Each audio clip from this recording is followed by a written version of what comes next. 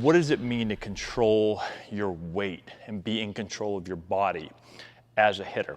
Well, for me, it all starts with the ability to load this back leg right here. And not only load it, but keep it loaded as we stride forward. It's really key. So we've talked about it in some other videos, but the idea of loading this back leg, the way that we talk about it, the simplest way to think about it, is that we want to feel our back pocket make a slight turn towards the pitcher. When that happens, our hips are going to start to close or coil. And when our hips close or coil, this back leg starts to work back in the opposite direction that it's going to turn when it's time to hit.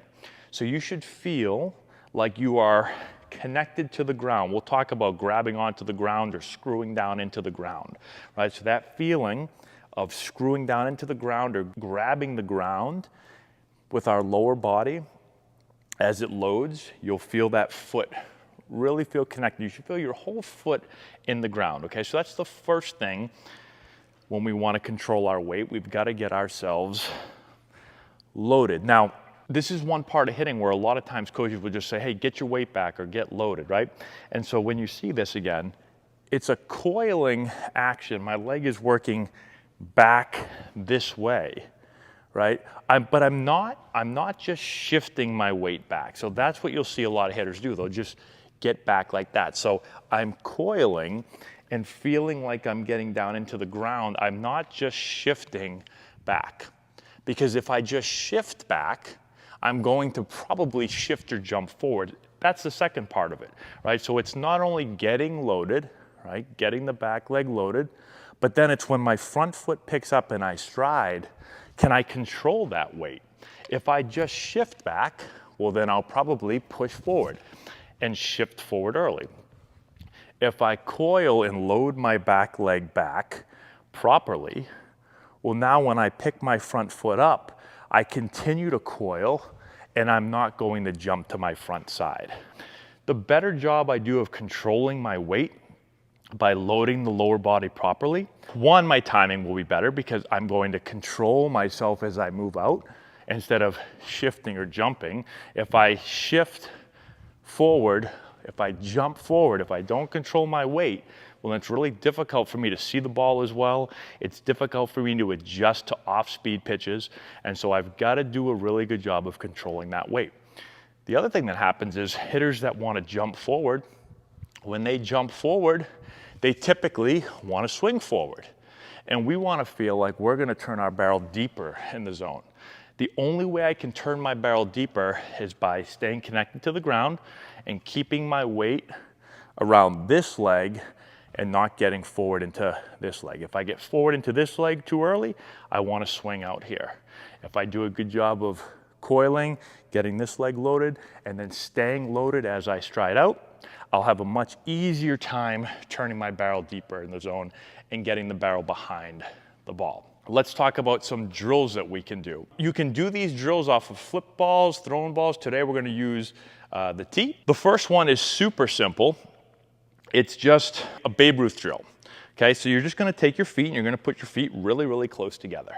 All right, so a few inches apart.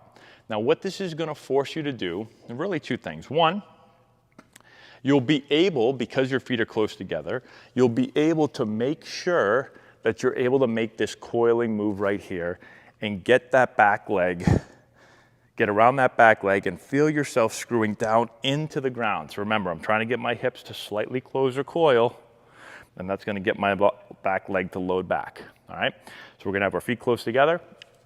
We're going to coil. I like to coil and stop and make sure that I feel that pressure in the ground. Again, I'm grabbing onto the ground. Now from here, because my feet are so close together, I have to have an exaggerated stride forward, right? And it's going to be bigger than your normal stride. Because I have that exaggerated stride forward, it's going to force me to really control my weight as I move out. So again, I don't want to feel my weight shifting forward. I want to feel like when I get coiled, that as I pick this foot up, I'm gonna continue to coil, stay coiled, keep your hips closed as you move out. If you felt like your body was split in half, the front side is gonna move out, the back side is gonna continue to stay coiled and back. Now, it's not this. So it's not this move right here. This would be all my weight back and reaching out. Remember, it's a coiling action, and now as I pick up and I start to move out, this leg stays back. You can think about your knee staying a little bit more over your foot. It's not gonna stay completely over, but it can't collapse forward like this, okay? Once I do this, I'm shifting forward. So we're gonna start our feet really close together. We're gonna fight to be back as we stride forward, and then we're gonna hit. All right, I'm gonna do one here. I'm gonna try not to hit the camera. So you can basically get into your normal position, then just bring your front foot to your back foot. Now you're gonna get to that same hitting spot, but it's gonna be exaggerated, right? I'm gonna actually, let me move up a little bit. I'm a little bit afraid that I'm gonna hit that camera.